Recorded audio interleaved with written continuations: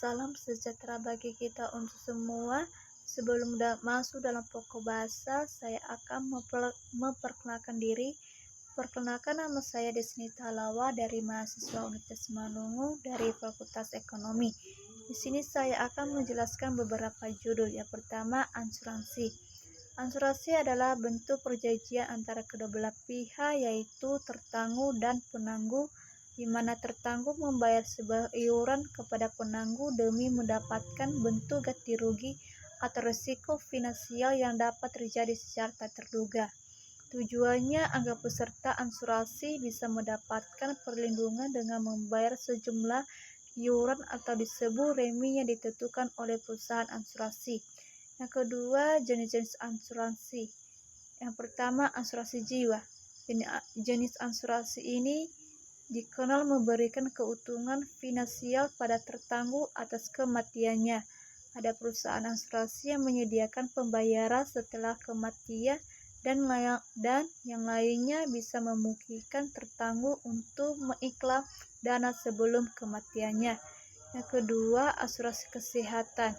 Asuransi kesehatan merupakan produk asuransi yang menangani masalah kesehatan tertangguh karena suatu penyakit serta menanggung biaya proses perawatan.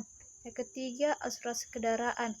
Asuransi kendaraan yang paling populer di Indonesia adalah jenis asuransi mobil yang fokus terhadap tanggapan cedera kepada orang lain atau terhadap kerusakan kendaraan orang lain yang disebabkan oleh si tertangguh. Asuransi ini juga bisa untuk membayar kehilangan atau kerusakan kendaraan bermotor tertangguh.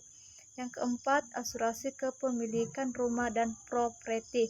Sebagai aset yang dimiliki cukup berharga, biasanya para pemilik rumah atau melindungi diri dan aset miliknya yang bisa berupa rumah atau properti pribadi dengan asuransi kepemilikan rumah dan properti. Asuransi ini juga melindungi dan memberikan keringanan bila mana rumah dan properti tertangguh lainnya mengalami musibah seperti kebakaran. Yang kelima, asuransi pendidikan. Asuransi pendidikan merupakan alternatif terbaik dan solusi menjamin kehidupan yang lebih baik terutama pada aset pendidikan anak. Yang keenam, asuransi bisnis. Asuransi ini merupakan layanan proteksi terhadap kerusakan, kehilangan maupun kerugian dalam jumlah besar yang mungkin terjadi pada bisnis seseorang. Yang ketujuh, asuransi umum. Asuransi umum dan general insurance merupakan proteksi terhadap risiko atau kerugian maupun kehilangan manfaat dan tanggung jawab hukum pada pihak ketiga.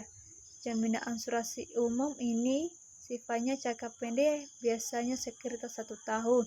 Yang ke-8, asuransi kredit.